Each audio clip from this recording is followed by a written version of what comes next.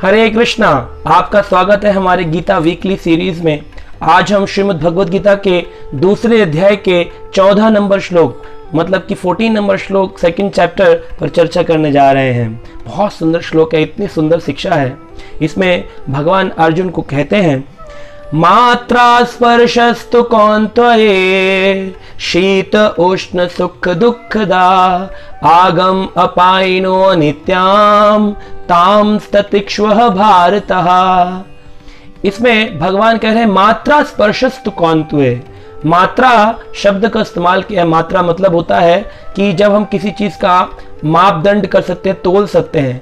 तो भगवान कह रहे हैं कि मात्रा स्पर्शस्तु कौन्तेय। स्पर्श मतलब होता है हमारी इंद्रियां। मात्रा भी एक इंद्रियां है और इस इंद्रियों से, स्पर्श से हम संसार के सुख और दुख का अनुभव करते हैं। क्योंकि इंद्रियां जो होती हैं 5 प्रकार की इंद्रियां हैं, जैसे आंख, नाक, कान, जिह्वा, त्वचा। इन 5 ज्ञानेंद्रियों से हम आंखों से रूप, नाक से गंध, जीभ से स्वाद, त्वचा से स्पर्श, कानों से ध्वनि, इस प्रकार से संसार का अनुभव करते हैं, ज्ञान प्राप्त करते हैं और हमेशा नाप तोल करते रहते हैं कितनी मात्रा में सुख मिला है, कितनी मात्रा में दुख मिला है। तो भगवान ने कहा मात्रा मतलब इंद्रियां।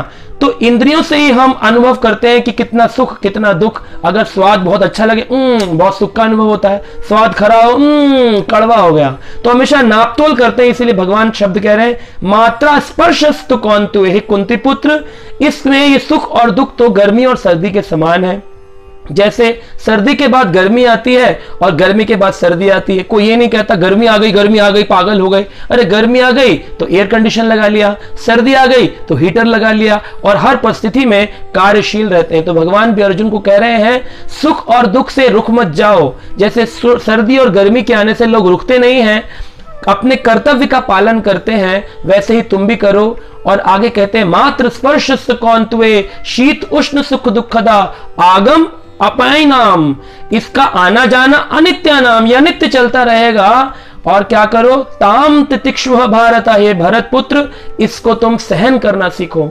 जो व्यक्ति संसार में इंद्रियों के सुख और दुख को, अनुभव को सहन करना सीख गया, वो व्यक्ति तो ग्रेट हो जाएगा, उसको कोई प्रॉब्लम नहीं आएगी। तो श्रील प्रभुपाद कहते हैं एक भक्त का कर्तव्य है कि वो संसार में इंद्रियों से उठने वाले सुख और दुख के प्रति ज्यादा आकर्षित ना हो।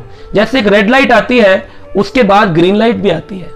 ग्रीन लाइट सुख के समान है, रेड लाइट दुख के समान है। अगर रेड लाइट आज है, थोड़ा सा इंतजार करो, ग्रीन लाइट हो जाएगी।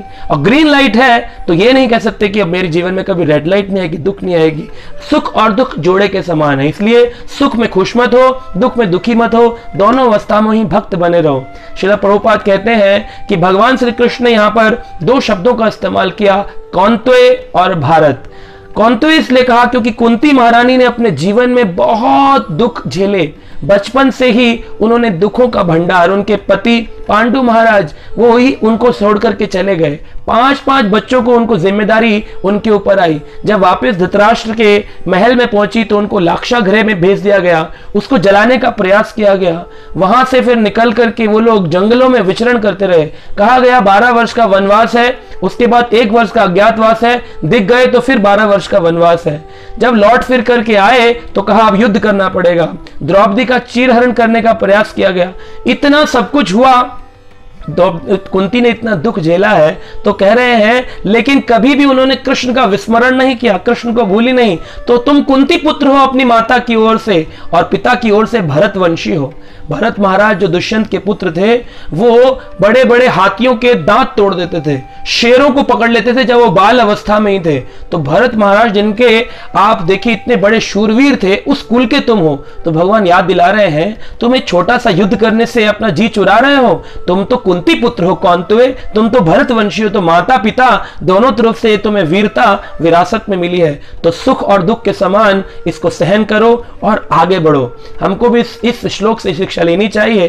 कैसा भी जीवन में सुख आए दुख आए, हमारा भजन नहीं छोड़ना चाहिए। भजन करते रहिए, जीवन को आनंदमय बना के रखिए। इस गीता वीकली को देखते रहिए, सीखते रहिए। हरे कृष्ण।